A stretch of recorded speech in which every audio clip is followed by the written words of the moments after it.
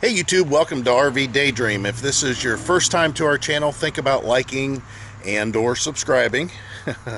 And you're going to find that we're pretty normal, we're pretty laid back, we're not very professional, you're going to see that. However, we are basically opening ourselves up to you and letting you know what we've been doing for the last like 5 years and what we're trying to get to, and we're very, very close. What have you been up to? I've been riding on a daydream. So let me do a real quick recap for everybody that might have stumbled onto this video for the first time. And that is, we were homeowners. We still are homeowners. And when we first started our journey, we had 2 kids that were at the house here, still in school. And we decided that we wanted to full-time RV. I think you get the hint with the RV behind us. Now, when we first started, we just had an old pickup truck and an older RV. We refurbished it. Hear the traffic. And we basically made it the way that we thought we would like it to be. But we realized after we made a couple trips in it, longer trips, a couple week-long trips, that we might need something just a little bit bigger. Not much though. We wanted to keep it as small as possible. And although the camera may make this thing look really giant behind us, it is 30 foot, so it's not overly long. But we did have to get into a new truck then to pull this, which we did. Now, as far as the house is concerned, this is a house that's been in my wife's family since 1944, so for over 74 years, 75 years, I guess it's been. This is the house that her dad grew up in, and of course her grandparents lived in, and we purchased it back 20 years ago. So we've been living here for 20 years. We raised our kids here for the most part, and it's just time to go. We don't have any attachment to the house. Now, a lot of people will say maybe you should rent it out. Well, the economy in this area just doesn't really work for this type of a house to be rented out. Plus, on top of that, it has a septic, it has a well. It's not something that I really want to put in the hands of renters, because renters, although some of them can be good, you know, also they can be pretty bad too. And we really don't have the money to take care of this house whenever there's problems. We just rather not do it. And again, we don't have any attachments to the home. Our daughter has been moved out and married and has our first grandchild. Our son, he's a van dweller. He lives in his van. He travels all over the place, and he's back here occasionally whenever I help him out with repairs on his van, but that's about it. But as far as anybody, either one of the kids wanting the house, they really don't want the house. They don't need the house. So that's why the house is on the market. It's very small. It got the job done. We're happy with it. And now it's time for the next chapter in our life. So basically what you have standing in front of you right now talking is a 53-year-old overweight man and my wife, who just shy of her 49th birthday, I'm sorry, just shy of her 50th birthday, we together are in a position that she retired. We just got her to retire. Now, I still work. I have a mobile income, so I still work. But one thing I want to talk about that's probably one of the hardest steps that we've made out of all the things that I've ever said. You know, the camper's paid for, our truck's paid for, our house we owe very little on, we have no bills. That was a challenge. We had to do all that over 5 years' time. So that was a tough challenge to do. And we had to make some hard decisions on how we were going to do that. But we did do that. That's one of the things that I suggest that you do, is definitely pay off. I mean, a lot of people think, oh, it's almost impossible. It really isn't. I know there's a lot of people online that have all these money clinics. One gentleman, I think his name is Ramsey, last name's Ramsey. I know that he has a lot of tips and stuff that get you to that same point in your life where you're debt free. Definitely, if you're going to hit the road, you don't want to bring any kind of payments with you. Because you're going to have your own challenges while you're on the road, and you might have some payments that are involved that you don't really foresee until you're out on the road. So not so much that part. Like I said, that was difficult, but after 5 years of our 5 to 10 year plan, we're really close. But we are now into what I want to talk about now, this biggest stumbling block, the hardest thing that we ever did, and that's downsizing. So again, the house isn't very big. It's very messy right now because we've got it all tore apart because we're trying to organize for a yard sale. Now, I'm not showing you so much the stuff and the layout or anything like that. I'm basically just giving you some scenery as I talk about what we are finding out, and we want to share this with you as much as possible. You have a lot of items, you have a lot of stuff most likely, and you have invested money in those things when you still valued stuff, when you still wanted to acquire stuff and have stuff. And there's nothing wrong with that. Lots of people do that. Collections, whatever. And the one thing that I'll have to say that we really have a problem with is trying to get rid of all this stuff on a level that we might get back a little bit of the money that we have invested. So this is the process that you can expect to do if you're going to have a yard sale. Now, in our case, we've had many yard sales over the years, and I'm talking going back 20 years. And as far as our location, it's a very busy intersection. It's at a traffic light, and we get a lot of traffic that comes into our yard sales every time that we have one. Even though we live out in the country, it's just a busy road, so you're always going to hear traffic here, just going up and down the road as we talk. So a lot of the stuff that I have, this was a business for me. I actually had a small engine business, and for quite a few years I had repaired all kinds of outdoor power equipment. So where that plywood sawhorse table was, or is, there used to be a lift table, an airlift table. And then this crane, this floor crane that's sitting over here, it used to be bolted to the floor. Then the air compressor used to run the lift table and power all my air tools. Then I had a big rolling snap-on toolbox back here. But basically, we have narrowed it down and cleaned out all the cabinets, got rid of all the stuff that we could throw away or scrap, and we've done so. This is what we plan on taking with us when we start full-time RVing. Now, I know it looks like a lot. I just have it thrown in here. Plus, there's some hitch stuff in here. It's taking up a lot of space. But yeah, this is going to be a lot that goes in the back of the truck. And I might have to downsize again once we're out on the road. And that's a promise that I kind of made to my wife, Heidi.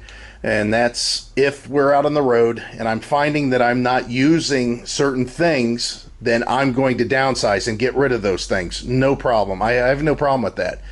It's kind of an enlightening moment when you start getting rid of stuff, because it frees you up. I know that it sounds so cliche, and I'm sure you've heard it elsewhere, but it really does. It starts freeing you up from the constraints that you have, because basically, if you have stuff, you have to have a place to keep your stuff. The more stuff you get, the bigger the place is that you keep your stuff. When we first moved in, I didn't know where we were going to put our stuff, and we bought a lot more stuff. So you can get an idea how things can just compound and get really crazy. Not only that, but having the small engine business, I always had a lot of stuff laying around for parts. I always had parts laying around. That way I could potentially do a repair really quick, because I had maybe a scrap mower or I had some old carburetors, and I could get and use those parts to make one that's failing run again relatively cheap. So having inventory, that was always an issue. And again, because I had all that stuff, we used to have a 12 by 20 garage that was in the garage, out in the driveway. Our turnaround had to get bigger. We also had an outbuilding that used to be over here, and the outbuilding that we have over here used to be packed full of stuff. And that was just mainly for the business and storage. So one of the things that you got to realize is, if you start getting rid of your stuff, you can start getting rid of all the size of what you're containing that stuff with. And that's our idea here, and that's what everybody's idea is. To get into an RV, you need to get rid of all this stuff. Obviously, we can't put this stuff inside an RV. It's ridiculous. Or in the back of the truck. Matter of fact, the stuff that I have going, I don't know how much is going to be able to fit in the back of the truck either. It looks okay. We'll see, though. Proof is in the pudding, right? So what I'm going to tell you here might sound crazy, and we may still do it. And that is, we spent close to 6 days cleaning this garage, inventorying everything as far as, do I keep it? Will it sell? Is it scrap? Is it trash? and we got this disaster put together just out of 6 days worth of work. If I had to do it over again, and this is what I'm really shooting this video for, if I had to do it over again, I think that the scrap pile would have been twice as much and the trash pile would have been twice as much, and I would have had half this stuff in here. Because when it comes right down to it, the only reason that we are here at the house is because the house hasn't sold. However, the way our income is, we can't afford to be away from the house living in the RV and make the minimum payments that are needed, the bare payments that are needed, I should say, to keep the household going. I mean, if we're not in there, we don't need high-speed internet. We can have low-speed internet for all of our security cameras and all the connections that we need to, basically look over our house while we're out on the road. We don't have to run the air conditioner, high, to where the temperature number is going to be real nice and cool, where the house is 67 degrees, 68 degrees, 70 degrees inside. We can now bump that up to a comfortable 78 degrees, and then in the winter, of course, heating it, we just have to keep it right around 40 degrees, maybe 45 degrees. Not a big deal if you're not living in there, but again, that's to help with utilities and bringing that price down of what this house will cost us when we're out on the road, because we are going to be away for the winter. We've already chosen that whole path, and we could actually leave sooner if we didn't have all this stuff. So what's keeping us here is basically this stuff. And the more I think about it, for me to try to sell all these items, for example, let's just pick, just randomly, let's pick this table. If I just took and threw all this stuff away, all of it, and I had buyers that were willing to pay whatever price I have marked on every one of these items, how much do you think I'm saving, or I'm earning, I should say, by selling these items at the price that they're marked for? About $40. I'm looking at about $40 for all this stuff that's on the table. The time that it took for us to organize, tape, price, all that stuff, get it all together, put it in buckets, all that stuff, we had more than that. Basically, we had probably, just in this little bit here, especially with all these nuts and bolts, I probably had 25 minutes in that, and so did Heidi. So if we were making, let's say, $5 an hour, and we did that in 25 minutes, you can get an idea, if you multiply that by all this stuff, what it's like. So that's where I come to the conclusion that maybe we should just thrown all this away and saved ourselves so much more time. Now, there's other alternatives, and you can get online and see, in YouTube videos here, all different things that people do. They call estate sales, they call auctioneers, they take it to consignment shops, they go to flea markets, they call all their friends, they give it to all their kids, that kind of stuff. I get it, I understand it entirely, but the whole thing is that we actually thought that this would be worth it on some level, because we're in that thinking still that our stuff is really worth something. Some of the items in here I want to give away because they're a little bit more expensive. So what we should have done is, again, the small items, just tossed them. The bigger ticket items, the bigger dollar items, like I have a welder over there. We have a few floor jacks, and I'm not really considering that a big item necessarily. But I have an air compressor. We have some high dollar electronics, and of course the house. We have all kinds of stuff in there that's high dollar, widescreen TVs, a few of those, an old computer, a PC, a laptop that's not that bad, stereo equipment. That stuff there I think would be a pretty easy sale.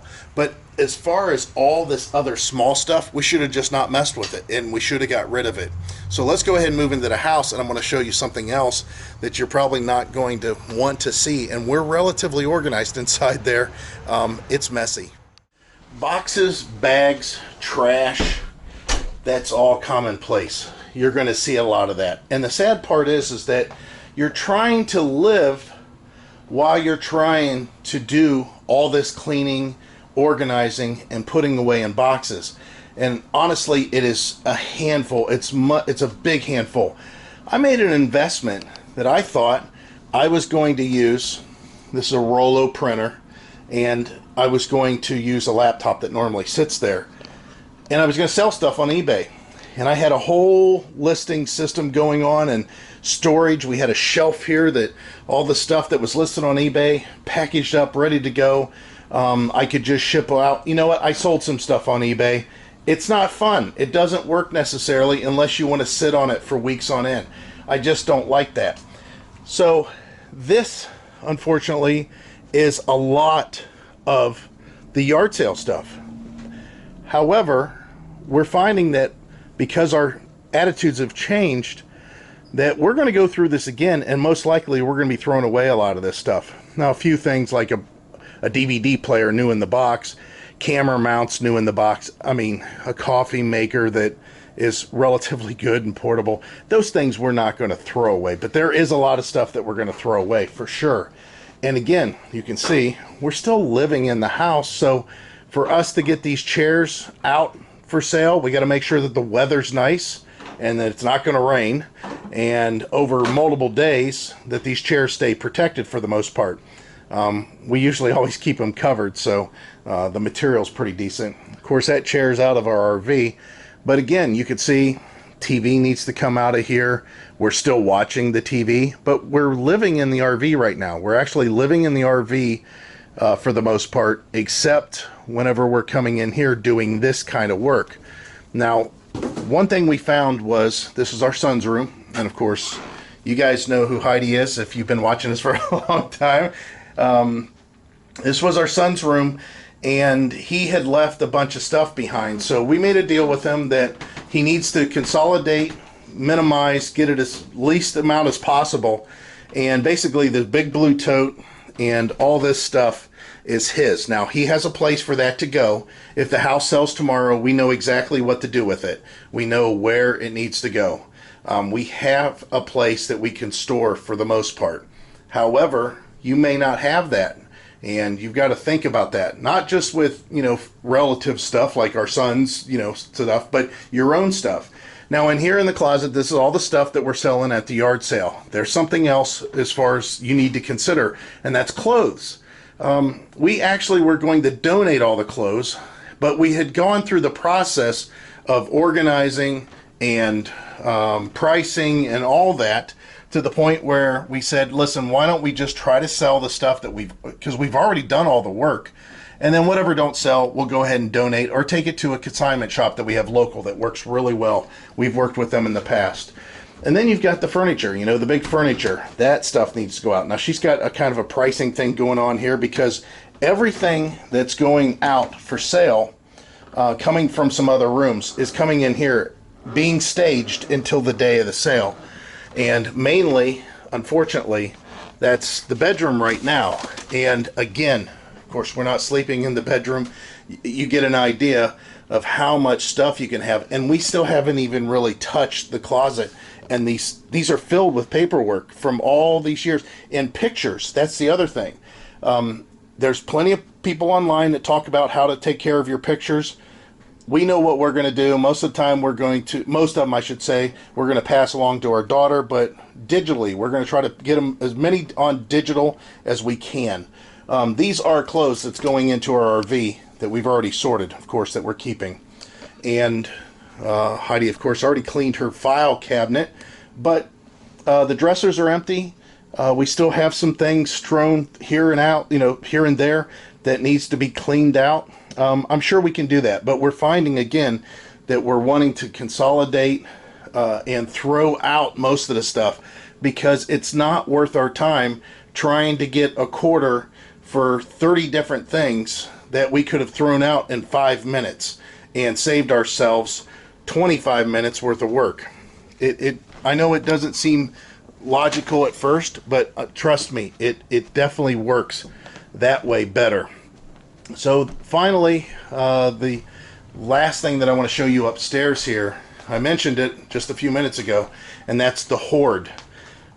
I have a lot of equipment that I use for shooting video on YouTube, cameras, lighting gear, monitors. There's an audio box that's out inside in the RV right now. Again, like I said, another laptop. There's mounts, there's stands, there's tripods. But with all those electronics I've had over the years and still have, here's all the boxes for them. And the reason I always save these boxes was in case I wanted to sell them in the future. People have more luck, I have more luck selling stuff when I have the box for it, when it appears to be relatively new. And instead of being what they would think is heavily used, they think, oh, this is something that got used just a little bit, and they put it right back inside the box. I've always done that. And the other thing is the box allows me to ship it a lot easier too. Some of these items I can ship in the box just the way it is, but most of them I overbox it, and it's nice to know that when they open it, they have something nice to look at. So that is something that I've got to deal with, and hopefully you're not dealing with on the level that I am. Okay, so now I'm going to take you to a place that our viewers have been with us for a while. They already know what it looks like. It's a creepy basement, and it's got some moisture that comes in. It's an old home. This home was built in the 1920s, so it's not perfect, but look at all this stuff of 20 years of living here. And we brought, of course, some of this stuff with us initially when we first moved in.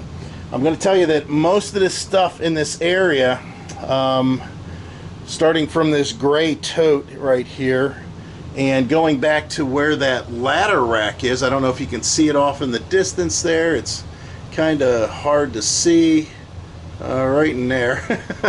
That ladder rack came off our son's van. All that stuff pretty much is all yard sale stuff there, and we already know that. But to organize all this and get it all cleaned up, you can see we're throwing away stuff. And you're going to have a large amount of stuff that you're throwing away if you do it right, and it makes it faster. Even with that said, some of the stuff that we've thrown away, we didn't move on it fast enough. We should have moved it away, or thrown it away, I should say, a lot faster, so we could have been done with this stuff a lot faster. It took us a while. You know, you find yourself to where you're looking at so many items, all of a sudden you're like, okay, that one's not as bad. Well, that one, you know what, that one, actually, that last one was bad. Let me go ahead and throw both of these away. Or most of the time it's the other way around. It's like, all right, throw that away. Yeah, throw that away. Go ahead, get rid of that. Wait a minute. No, get that one back out because this one kind of goes with it. And you know what? Bring back all that because they're all kind of good and they're not that bad. Don't get caught up in that. And the way you do that is just take a step away. Take breaks, you know, your lunch break, and make sure you sit down with whoever's helping you and talk about what you're doing. Say it out loud. Verbalize it, because it's like a lot of problems. If you say it out loud, you'll start realizing what you're saying. And if somebody was saying it to you, you have an answer, so you just got to listen to what you're saying, and you usually come up with a solution. And we did that a lot. We were basically, let's just use the term nickel and diming ourselves, trying to add nickels and dimes to our yard sale. And then we looked back and realized how much time we had invested to accumulate those nickels and dimes, and it just wasn't worth it. We should have just thrown it away. Or again, there's other options. You can donate, you can Salvation Army, you can do whatever. But a lot of this stuff, you know, it may not be something that people want. And the reason you're having the yard sale is just hoping that that person might be coming through looking for that. For example, I have a bunch of old body style Ford stuff. I know that if I went to a yard sale, that's the kind of stuff I would be looking for when I had my truck. But I don't have that truck anymore. I don't need that stuff. It doesn't make it any worse or useless. It's just not worth anything to me at this point. And we figured we'd go ahead and sell it. I should have just throw it away. I should have just thrown it away. But we're going to go ahead and do that. I just don't want you guys to make that same mistake. I don't want you guys to go to the trouble of sorting everything and trying to nickel and dime yourself into millionaireism. That's even a word. It's not going to work. And if you really sit down and figure out how much time and effort you have in the yard sale, it's not worth it. I mean, we actually had years, I have to say it's probably a year ago, purchased an additional canopy to put up at the yard sale, and the stuff that canopy is going to cover most likely won't even, if everything sells for the sticker price, won't even cover the purchase price of the canopy. So you can see where that's kind of dumb. Now, This doesn't really pertain to people that have a home, expect to stay in a home, that kind of a thing, and you're just having a yard sale and you want to downsize a little bit. This don't pertain. But if you're trying to get rid of your stuff, truly trying to get rid of your stuff, you got to make some hard decisions. Cut the emotional aspect out of it and just get rid of it. Just get rid of the stuff. Throw it away. Be done with it. Rip the Band-Aid off. Make sure that the amount of time that you have, that you're spending trying to create this new lifestyle for yourself, isn't gone to vain on something that really isn't going to pay dividends. And again, your time is worth money, so make sure that the amount of time you spend trying to make money isn't wasted. I gotta go back upstairs. This is part of my job. Heidi's trying to get the house cleaned up so we can get out of here. But I thought I would go ahead and kind of address this to somebody that might have stumbled on our channel for the first time based on whatever we put on the thumbnail here that got you onto our channel. So you guys that have been with us for a long time, we really appreciate it.